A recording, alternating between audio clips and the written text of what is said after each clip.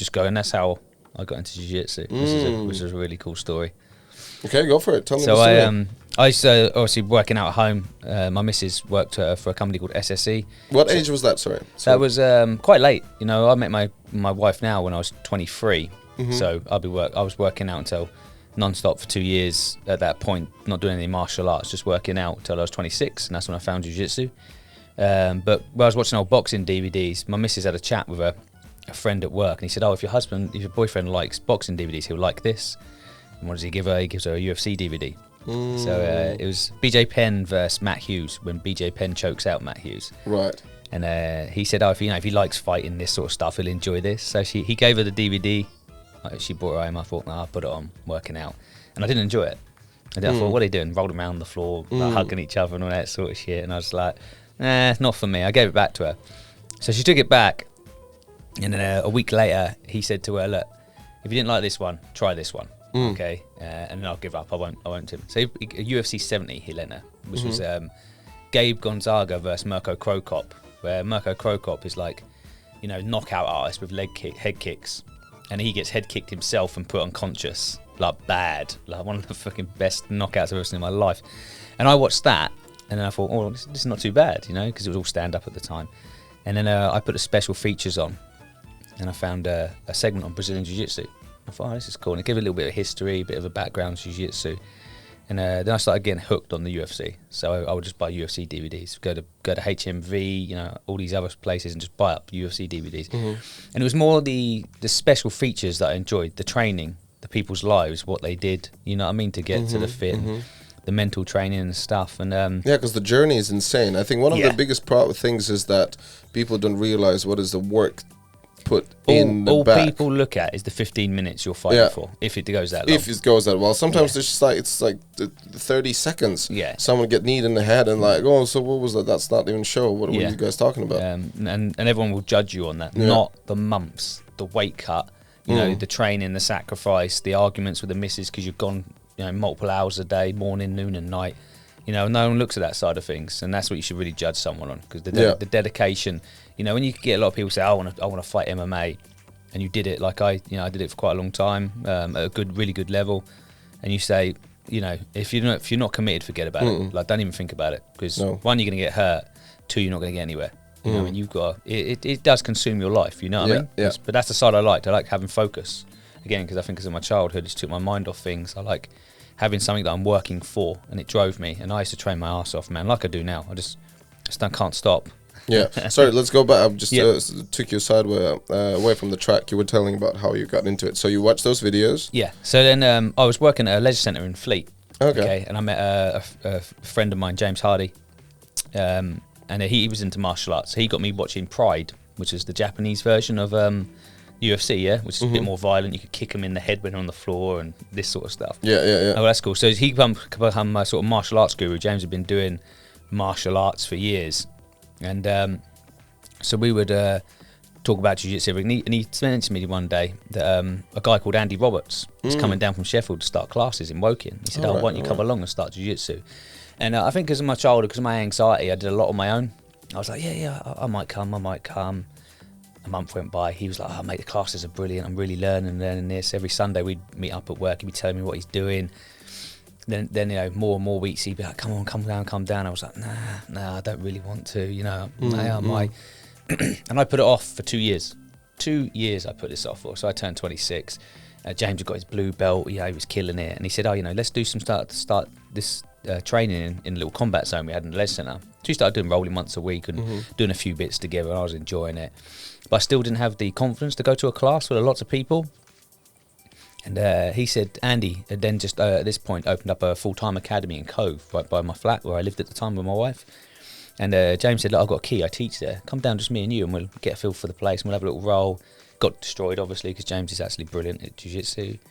And, this was on like a Sunday, and he said, there's a class at beginners on a Tuesday, why don't you come down? And I was just like, do you know what, I've got to bite the bullet, because I really enjoyed training with him. So I went down the Tuesday. I was your typical, out of shape, white belt. Didn't have a clue what I was doing. This big baggy gi on, running round. Doesn't look sexy at all. No, it's not flattering, yeah. And I did the class, and I remember getting back to. We were living with my missus' dad at the time because my missus was pregnant, and I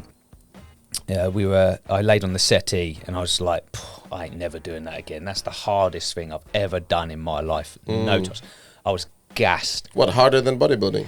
Definitely, yes. And all those who do bodybuilding, you think it's hard? Try BJJ. and then my phone rang, and James phoned me after his class. His class was straight afterwards, and he said, he goes, "How'd you enjoy the class?" I said, "Mate, yeah, it was really good." I said, "I'm knackered." He goes, "I'm teaching tomorrow night.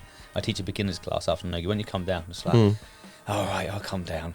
So I went down on the Wednesday, and we did an hour's class, really good techniques, and it was good to obviously have James in there because he gave him a confidence. And then at the end of the session, James says, I stick around, just let the white belts roll for half an hour, let people train, And I was like, okay. I did my first roll, and that was it. Something just clicked. Something just clicked with me. I was like, oh my God, I love this. This is brilliant. Nice. And then at that time, jiu-jitsu wasn't like it is now.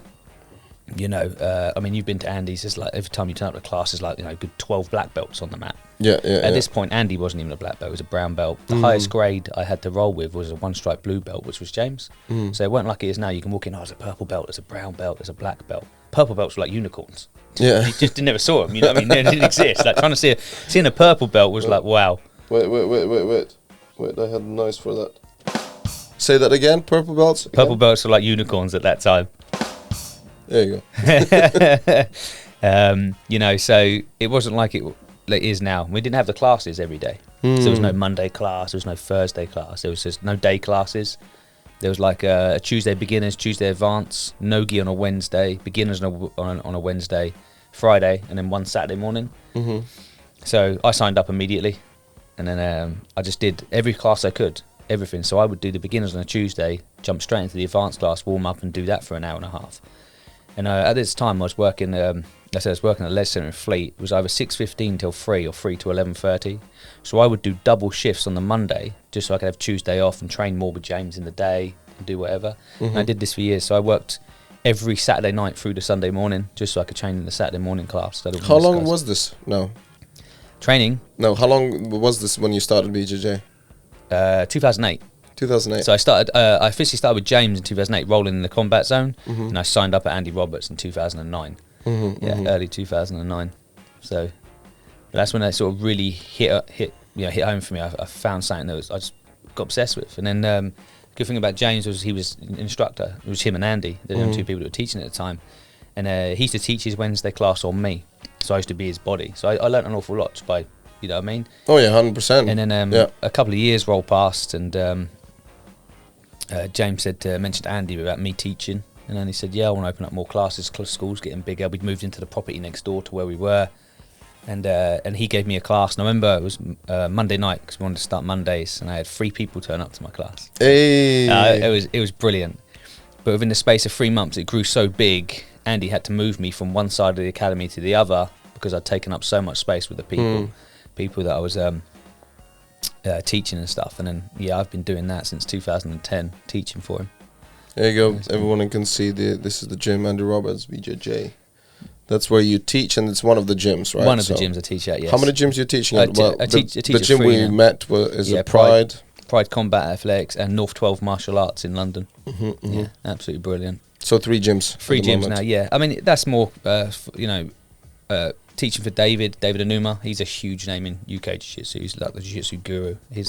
Man, that guy, one hell of a guy, man. Instructor, person. He's helped me a lot in the last 2 years, a lot with my jiu-jitsu, my personal life, everything. He's been really, really good to me. So he owns a school in North London, which I teach at once a week, which is absolutely brilliant. And obviously I met Martin through Camille at Pride Combat Athletics, and Camille was teaching jiu-jitsu, and he said, basically I PT'd him once there, and Camille said, "Do you want a job teaching it?" And I was like, "What?" Hey. And he introduced me to Martin, and Martin's one of the nicest blokes I've ever met in my life. He's so nice, such a nice bloke. And yeah, it's just, Andy's is where I teach the most, but the other schools I love just as much. All the people, got to meet you. This is always a bonus. Hey. And meeting new people. I just love teaching, man. Absolutely obsessed with teaching. I remember when I got my first stripe on my white belt years and years ago, and I went home. I was so happy. It's this little, little tag on my white belt, and I was thinking I'm a pro. And I said to my wife, I said, "Do you know what? I'm going to make a career out of this one day. This is what I want to do for the rest of my life." After you got your first one, after my first stripe, I know probably millions of people have said this, yeah. And she was the only person that said to me, "I have no doubt. I have no doubt that you will." And here I am now, and this is what I do full time, teaching people. I've gone from fighting in, little dingy leisure centres in Andover to the Barclaycard Arena, the O2, and stuff like that. MMA, jiu-jitsu, and it's taken me some amazing places, and I've got to meet some amazing people. And all that's just been because I've been so obsessed with it. Yeah. No, we're going to definitely talk about your fighting career more, but also just the beginning. I love when you said about the white belts. It's just such an interesting concept. Anyone who is wearing white belt, they just look like they're lost. Yes. Like what they wear, how they look, how they act. How it's like, I don't know what I'm doing here, kind of thing.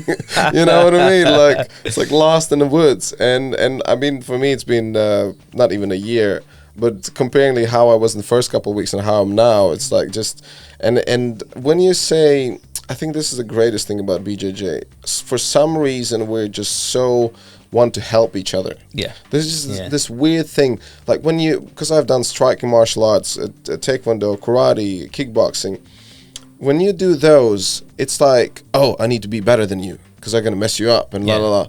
Here's like, I want you to be better because then I will have more fun to roll with you. Yeah, because definitely. Because if you're not good, then what's the point for me to come and then I'm never going to grow, because that's the whole idea for us to get better. Yeah.